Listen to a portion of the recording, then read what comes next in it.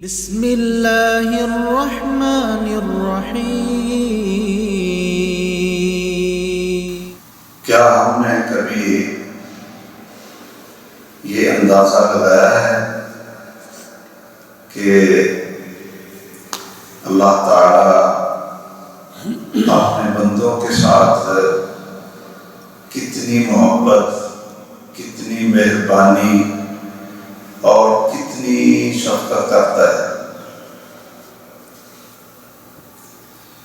آپ اس کو اس طرح سمجھ لیں کہ اللہ عز و جلال کی رحمت کے، شفقت کے 100 درجے، تو ان میں ایک وہ اللہ تعالیٰ نے اپنی مخلوق میں تقسیم کیے، شفقت کو، رحمت کو اپنے مخلوق میں تقسیم کیے، جس اس ایک حصے کے پتہ نہیں اربوں حصوں میں سے ماں اپنے بیٹے سے بڑی محبت کرتی ہے، خود اپنے آپ کو موت کے منہ میں دے دیتی ہے لیکن اپنے بیٹے کو بچا لیتی ہے۔ اسی طرح خاندان کی، باپ کی شفقت اور بہن بھائیوں کی شفقت، جانوروں کے اندر جو اللہ تعالیٰ نے جو ایک شفقت رکھ دی ہے کہ آپ دیکھتے ہیں کہ مرغی بھی اپنے بچوں کو کیسے پالتی ہے، ایک چڑیا وہ دور دور سے دانے اکٹھے کر کے سارا دن وہ چکر لگاتی ہے اور وہ گھونسلے میں اپنے بچوں کے منہ میں پانی بھی اور وہ دانہ بھی ڈالتی ہے۔ اس طرح پوری مخلوق میں، حیوان ہوں، جانور ہوں، انسان ہوں، جتنی مخلوق ہے، تو ان کے اندر جو یہ ایک محبت، ایک شفقت اور نرمی جو نظر آتی ہے، یہ اس ایک رحمت کا حصہ ہے جو اللہ تعالیٰ نے پوری دنیا میں ساری مخلوق میں اس ایک حصے کو تقسیم کیا ہے۔ باقی اللہ عز و جلال کے پاس 99 حصے، 100 ایک کم 100، وہ اللہ عز و جلال اپنے بندوں پر تقسیم کریں گے اپنی شفقت اور رحمت کو قیامت کے دن۔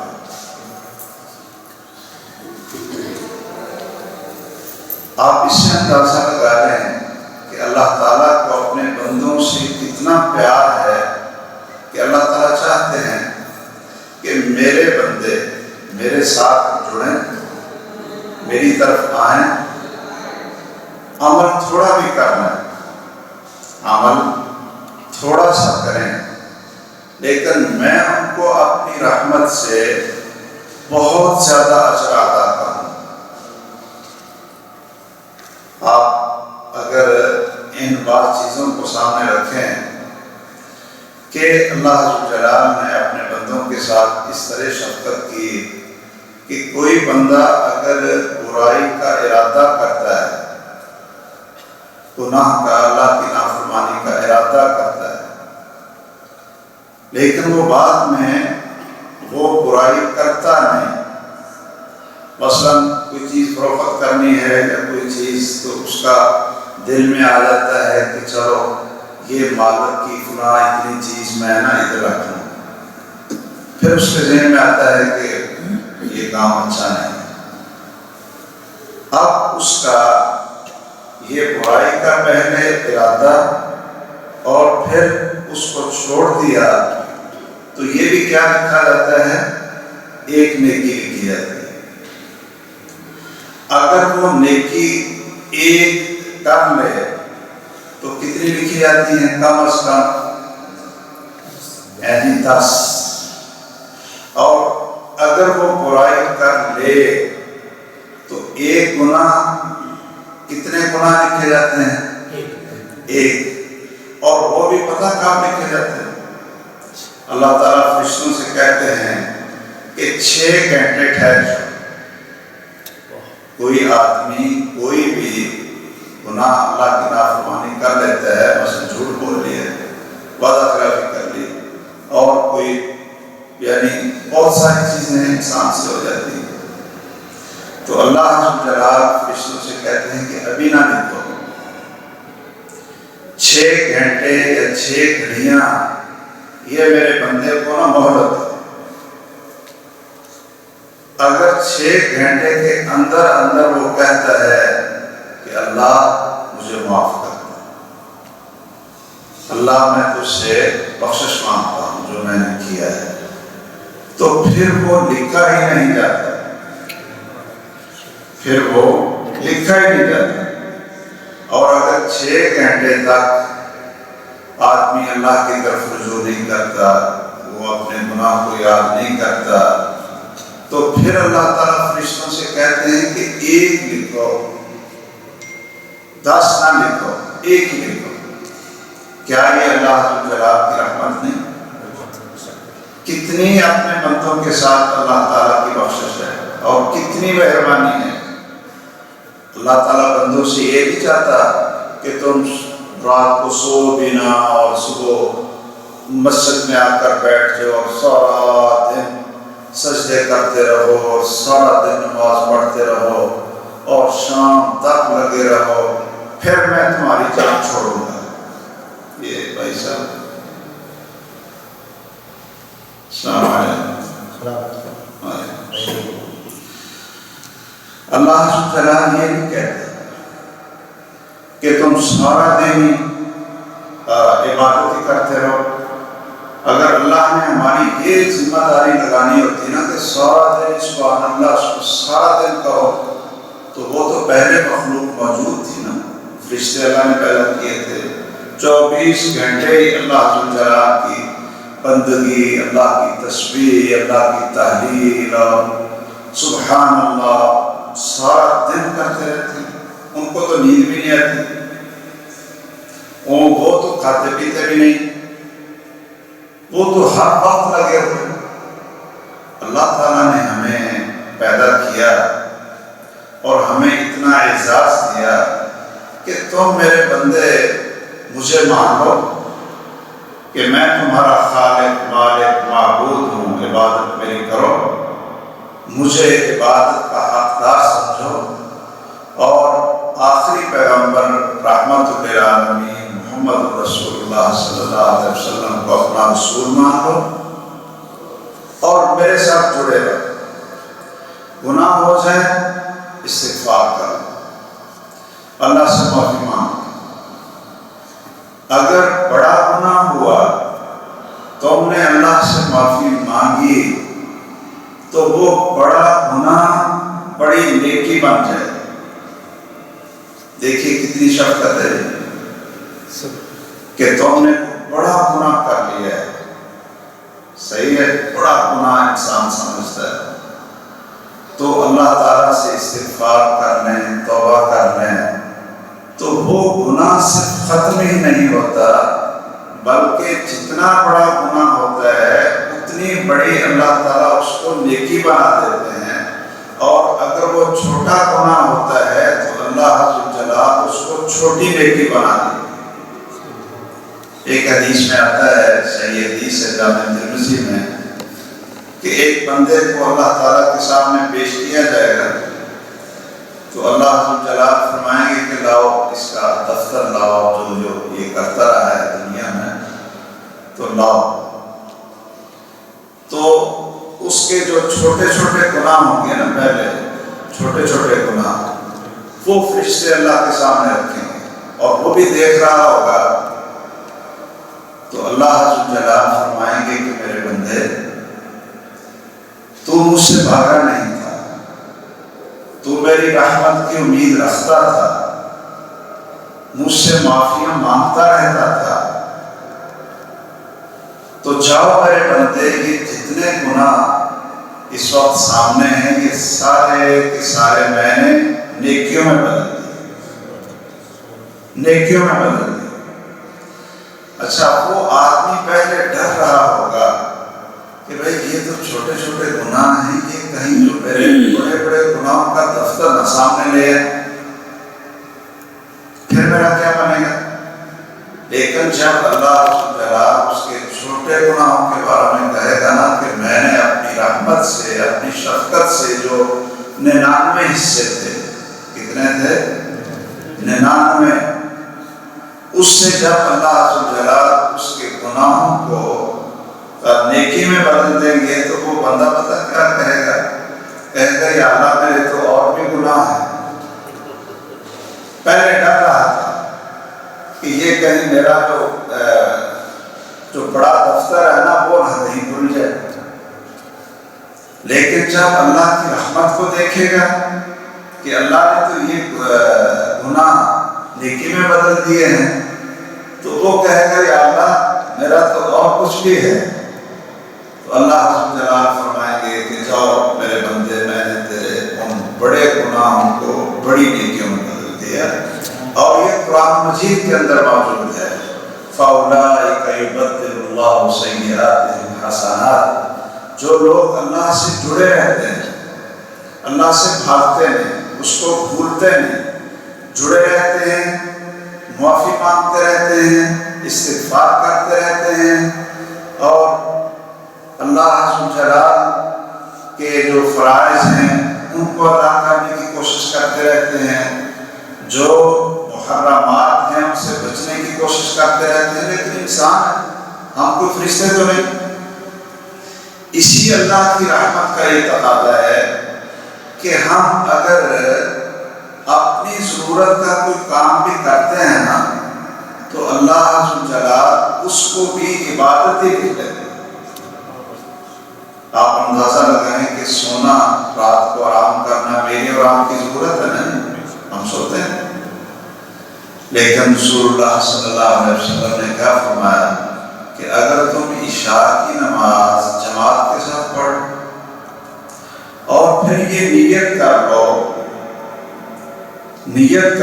کہ میں نے فجر کی نماز کے وقت بھی اٹھنا ہے، اپنا وہ الارم لگا لو، کسی ساتھی سے کہہ دو کہ بھائی مجھے بھی ہلا دینا ذرا، مجھے بھی فون کر دینا۔ یہ ایک اہتمام ہوتا ہے کہ آدمی رات کو سوئے اور صبح کی نماز پڑھ کر اگر ٹائم ہے تو پھر سو جائے، نماز پڑھ لے۔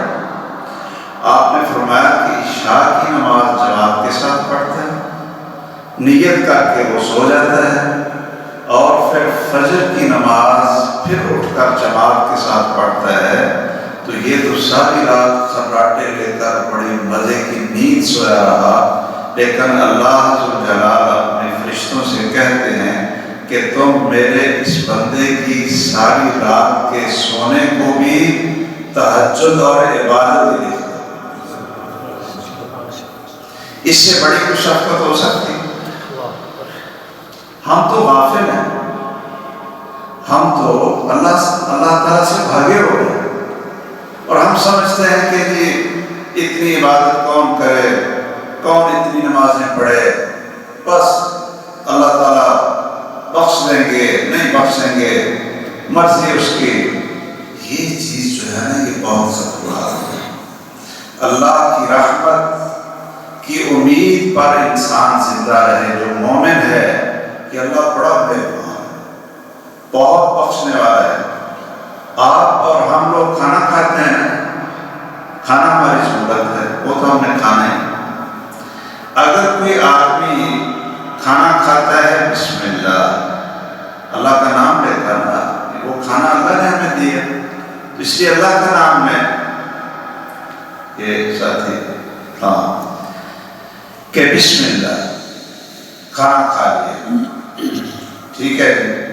کھانا کھانے کے بعد اگر یہ پڑھ لیں الحمدللہ الذی اطعمنی ھذا ورزقنی من غیر حول منی ولا قوة،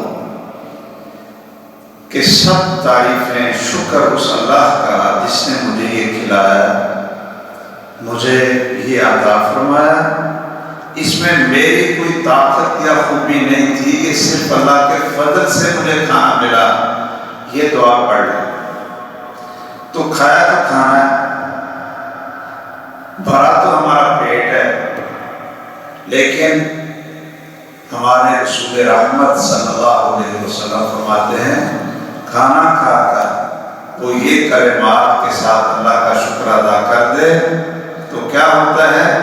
غفر لہ ما تقدم من ذنبہ، کھایا تو اس نے کھانا ہے، ان الفاظ سے اس نے اللہ کی حمد بیان کی تو اللہ ذو جلال اس کے پہلے سارے گناہوں کو معاف کر دے۔ کیسی اللہ کی رحمت ہے، کیسی اللہ کی رحمت ہے کہ جمعہ کا دن ہوتا ہے، آپ دیکھیں عمل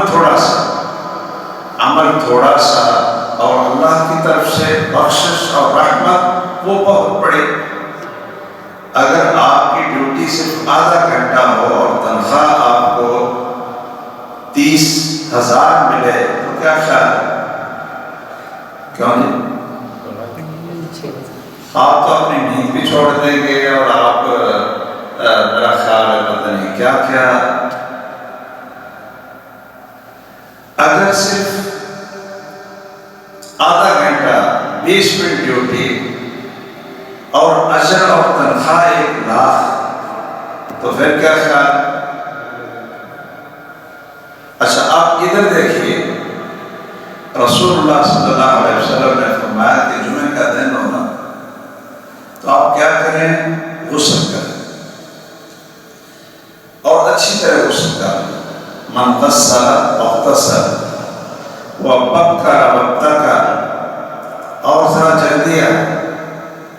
ہم لوگوں نے جمعے کا دن سونے کے لیے رکھا ہوا ہے کہ چلو جی پورے ہفتے کی کسر نکال، ایسے ہے نا؟ پورے ہفتے کی نیند 6 گھنٹے 7 گھنٹے میں پوری ہو جاتی ہے نا، ڈاکٹر کہتے ہیں کہ بھائی 6-7 گھنٹے سو لیا نیند پوری ہو گئی، ہم کہتے ہیں نہیں آج نکال لو کسر۔ لیکن اگر کوئی شخص غسل کرے جلدی، نیند اس کی پوری ہوگی، اٹھے غسل کر لے بکر وابتکر اور امام کے خطبے سے پہلے مسجد میں پہنچ جائے،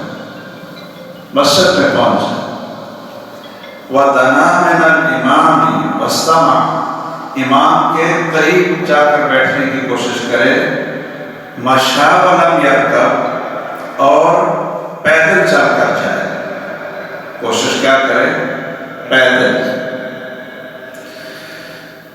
اب اس کو ملے گا کیا؟ كَانَ لَهُ بِكُلِّ خُطْوَةٍ يَخْطُوهَا، ایک قدم کے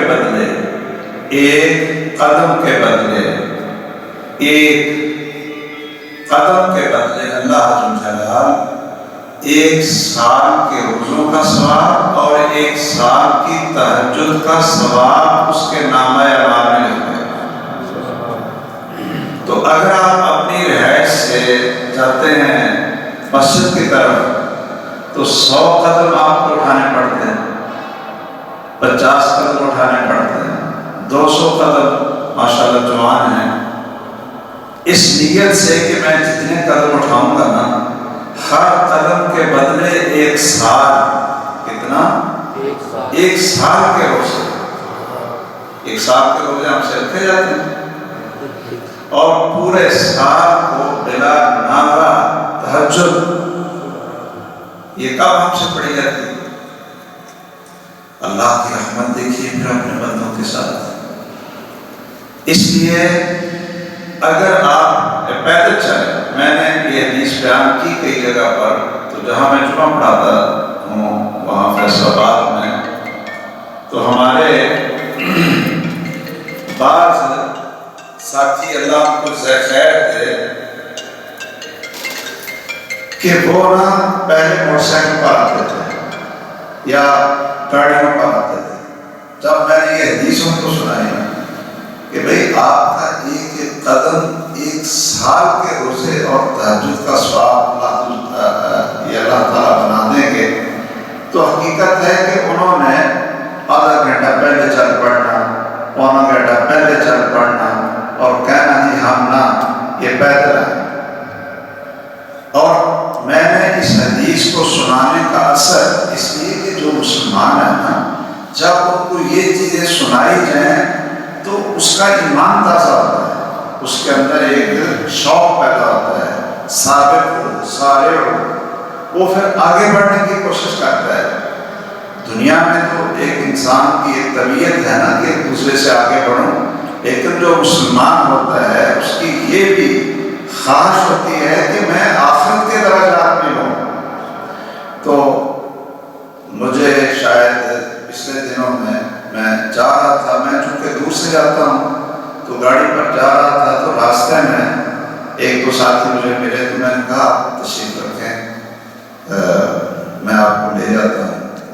تو مجھے کہتے ہیں کہ آپ نے وہ حدیث نہیں بیان کی تھی کہ ہم تو اپنے قدم جو ہے نا وہ گن رہے ہیں، تو آپ جو ہے نا مہربانی، آپ کی شکریہ۔ تو میں نے کہا ہاں اگر یہ نیت ہے پھر ٹھیک ہے، اگر یہ نیت ہے پھر ٹھیک ہے۔ تو میرے بزرگوں اور بھائیوں، ہمیں اپنے اللہ سے جڑنا چاہیے، قرآن پڑھا کریں، قرآن کا ترجمہ پڑھا کریں، اپنے بچوں کو پڑھایا کریں، نماز کی پابندی کیا کریں، دین کو سیکھیں، اللہ کو پہچانیں جو اتنا مہربان ہے۔ ہم حقیقت ہے کہ اتنا کچھ کرتے ہیں، اتنا کچھ کرتے ہیں، اگر اللہ عز جلال ہمیں ہماری کوتاہیوں اور ہماری نافرمانیوں کی وجہ سے اللہ ہمیں دنیا میں سزا دے تو ہمیں تو اللہ ایک پانی کا گھونٹ بھی نہ دے۔ یہ ہماری کرتوتیں، لیکن اللہ مہربان ہے، وہ ڈھیل دے رہا ہے کہ یہ میرا بندہ آ جائے گا نا، آ جائے گا نا، کبھی اس کو ٹھوکر لاگی جائے گی نا، یہ آ ہی جائے گا نا میری طرف۔ دیکھیں کیسے اللہ کی رحمت ہے۔ آپ صرف کیا کہتے ہیں؟ سبحان اللہ و بحمدہ۔ یہ کتنا یہ لفظ مشکل ہے جی، سبحان اللہ و بحمدہ، یاد رہے گا؟ سبحان اللہ و بحمدہ، صرف اتنا پڑھ لیں۔ غرست لہ نخلۃ فی الجنہ، آپ ادھر زبان سے سبحان اللہ و بحمدہ نکالتے ہیں، ادھر ساتوں آسمانوں سے اوپر جنت میں اللہ عز و جلال جنت کی کھجور کا ایک درخت لگا دیتے۔ تو آپ کیا کریں؟ آپ چلتے پھرتے پڑھ لیں، 100 دفعہ پڑھ لیں، سبحان اللہ و بحمدہ، سبحان اللہ و بحمدہ، سبحان اللہ و بحمدہ، سبحان اللہ و بحمدہ۔ آپ یہ پڑھتے رہیں، اور پھر پھر دیکھیے ایک آدمی آیا رسول اللہ صلی اللہ علیہ وسلم کے پاس، سادہ سا آدمی دیہاتی سا،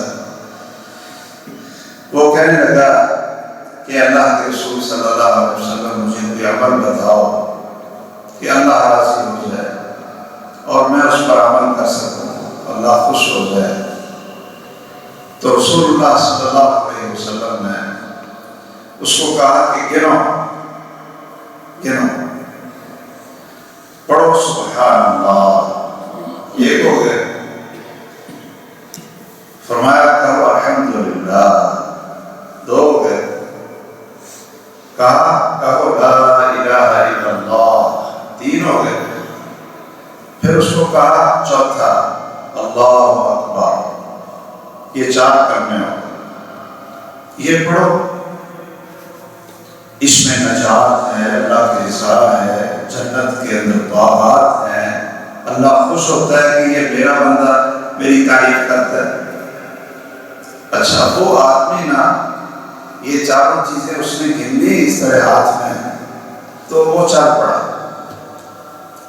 تھوڑا سا دور گیا نا تو پھر واپس آ کہنے لگا کہ یہ بتائیں کہ آپ ان لوگوں کی جو اللہ نے ان کو زندگی میں کہا یہ جنتی، یہ لوگ جنتی، کیسے سادہ لیکن اللہ سے بڑے محبت۔ وہ پھر واپس آ رسول اللہ صلی اللہ علیہ وسلم نے دیکھ کر صحابہ سے کہا کہ بھئی یہ نا کچھ سوچ رہا ہے، یہ جو پھر آ گیا نا واپس اور اس طرح اس نے کیا ہوا ہے، یہ نا کچھ سوچ رہا ہے۔ وہ آ گیا تو آپ نے پوچھا ہاں بھائی خیر ہے؟ کہتا ہے کہ میں یہ سوچ رہا ہوں کہ یہ جو چیزیں آپ نے بتائی ہیں، سبحان اللہ، الحمدللہ، لا الہ الا اللہ، اللہ اکبر، یہ تو ساری اللہ کی تعریفیں ہیں،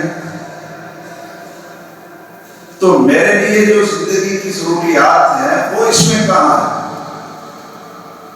یہ تو ساری اللہ کی تعریفیں ہیں، سبحان اللہ، الحمدللہ، اللہ اکبر، لا الہ الا اللہ، اللہ کی صفتیں ہیں، تو میرے لیے اس میں کیا ہے؟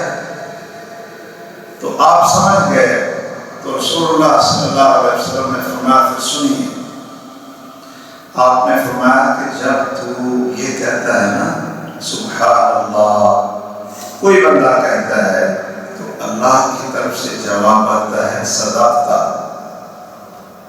کہ تو نے بالکل سچ کہا۔ اب جب انسان ان تسبیحات کو اس ذہن سے پڑھے گا کہ میں ایک کمزور بندہ ہو کر، گناہگار بندہ ہو کر، میں جب سبحان اللہ کہتا ہوں تو وہ عرشوں کا مالک، میرا خالق، ساری دنیا اور کائنات کا بادشاہ اور سب کا معبود، وہ آگے سے مجھے جواب دے رہا ہے۔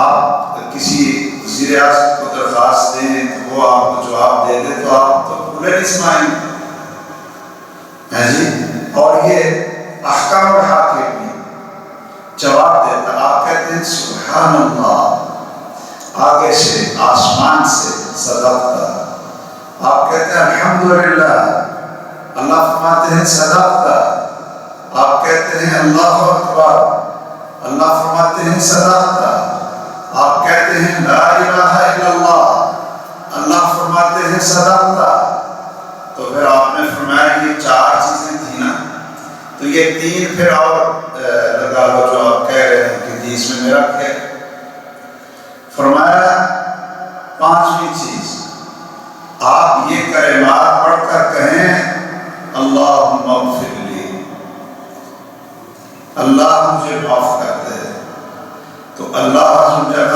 فرماتے ہیں قد فعلت، میرے بندے میں نے معاف کر دیا۔ پھر آپ کہیں اللہم ارحمنی، اللہ میرے اوپر رحم فرما، تو اللہ عز و جل فرماتے ہیں قد فعلت، میرے بندے میں نے آپ کے اوپر رحمت کی بارش برسا دی۔ اور پھر تیسرا لفظ ساتواں آپ کہتے ہیں اللہم ارزقنی، یہ ہے نا اصل میں ہماری کمزوری، کیوں جی؟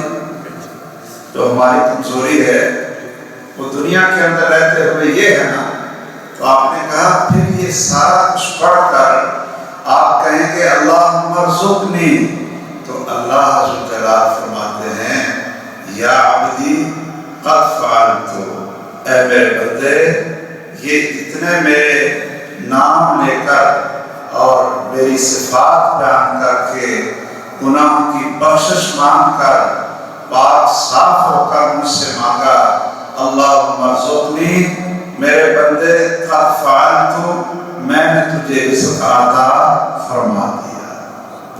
آئیے میری یہی گزارش تھی، اگر ہم اللہ کی طرف آج جڑے رہیں، جو آپ کاروبار کرتے ہیں، جو آپ کام کرتے ہیں، کاروبار کرتے ہیں، وہ بھی عبادت بنا لیں، کیا کر لیں؟ عبادت بنا لیں، اور چھوٹی سی عبادت نہیں، نماز کی پابندی کیا کریں، اللہ کو پہچان لیں، رسول اللہ صلی اللہ علیہ وسلم کو خاتم النبیین مان لیں، اور اپنے کام میں مخلص ہو، امانت اور دیانت سچائی کے ساتھ کام کریں۔ رسول اللہ صلی اللہ علیہ وسلم کی یہ آخری حدیث میں آپ کو سنا کر بات ختم کرتا ہوں۔ آپ نے کھانا بھی کھانا ہے اور پھر آپ نے آرام بھی کرنا ہے، اور میں نے آپ کو سونے بھی نہیں دیا، میرا خیال ہے کوئی جاگ رہے ہیں نا؟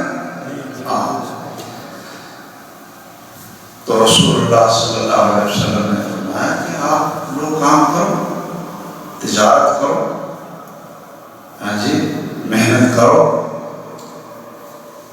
صرف دو چیزیں پیدا کرتا. فرمایا التاجر الصدوق الامین، کہ جو کام کرنے والا، پیسے کمانے والا، تجارت کرنے والا، محنت کرنے والا، وہ صرف دو صفتیں پیدا کر لے. الصدوق الامین، ایک تو جھوٹ نہ بولے اور ایک اپنی ڈیوٹی پوری ادا کرے اور امانت میں خیانت نہ کرے، پورا وقت دے. تو یہ اس کا کاروبار کیا ہوگا؟ یہ اس کی تجارت. وہ تو کام کر رہا ہے بھائی، دکان میں بیٹھ رہا ہے، دفتر میں بیٹھ رہا ہے، فیکٹری میں بیٹھ رہا ہے، کام کر رہا ہے، لیکن اس کو پھر وہ اجر ملتا ہے، وہ اس کو اللہ کی طرف سے انعام ملتا ہے. آپ نے فرمایا مع النبیین، اللہ عز و جلال اس تاجر کو جس میں سچائی اور امانت دیانت ہو، قیامت کے دن محمد رسول اللہ کا ساتھ دے گا. اللہ اکبر. اور صدیقوں کا ساتھ دے گا. کیا آپ چاہتے ہیں کہ ہم قیامت کے دن کن کے ساتھ بیٹھیں، کن کے ساتھ کھڑے ہوں، کن کے قدموں میں ہمیں جگہ ملے؟ محمد رسول اللہ صلی اللہ علیہ وسلم. تو کریں کام، تجارت کریں، لیکن سچائی کے ساتھ، دیانت کے ساتھ. آپ چاہتے ہیں کہ سیدنا ابوبکر صدیق، صدیقین، ان کے ساتھ بیٹھیں، تو آپ کام کریں لیکن سچائی اور امانت دیانت کے ساتھ. میں نے یہی آیت شروع میں پڑھی تھی. اللہ کہتے ہیں میرے بندوں کو بتا دو، 90 اے محمد کریم صلی اللہ علیہ وسلم، میرے بندوں کو بتا دو انی انا الغفور الرحیم، کہ میں بڑا بخشنے والا ہوں. مجھ سے دور نہ بھاگو، میرے قریب تو آ کر دیکھو، ایک قدم بڑھاؤ. میں 2 ہاتھ آگے آتا ہوں، تم میری طرف چل کر آؤ، میں دوڑ کر تمہارا ہاتھ آگے سے تھام لیتا ہوں. تم میرے ساتھ محبت کر کے دیکھو. جتنی وفا محبت میں اللہ سے ملتی ہے کسی سے نہیں ملتی، کسی سے نہیں ملتی. تو محبت کر کے تو دیکھو نا، میرے قریب آ کر تو دیکھو نا. نبئ عبادی انی انا الغفور الرحیم وان عذابی هو العذاب الالیم. لیکن میرے اوپر بخشش کی امید رکھتے ہوئے میری بغاوت بھی چھوڑ دو، نافرمانیاں بھی چھوڑ دو. کوشش کرو کہ اللہ کو راضی رکھیں.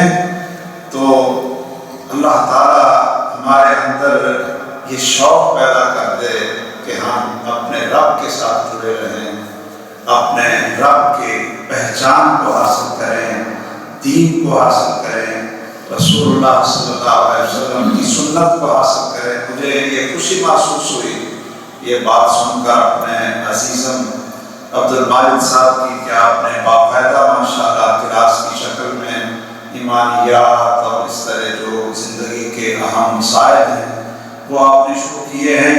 اللہ تعالیٰ آپ کو استقامت نصیب فرمائے، اللہ تعالیٰ ہم سب کو معاف فرمائے. اللہ عز و جلال ہم سب کے ساتھ اپنی رحمت اور بخشش کا معاملہ فرمائے، اور اللہ تعالیٰ قبر کی گھاٹیاں اور قیامت کی گھاٹیاں اللہ تعالیٰ ہمارے لیے آسان فرما دے، اور ایسے اعمال کی اللہ ہمیں توفیق دے دے کہ قیامت کے دن ہم بھی محمد کریم صلی اللہ علیہ وسلم کی رفاقت میں ان کی شفاعت کے حقدار بن جائیں. آمین. وآخر دعوانا الحمدللہ رب العالمین. سبحانک اللہم وبحمدک، اشہد ان لا الہ الا انت، استغفرک واتوب الیک. وصلی اللہ علی سیدنا مولانا وحبیبنا محمد وعلی آلہ وصحبہ اجمعین برحمتک یا ارحم الراحمین.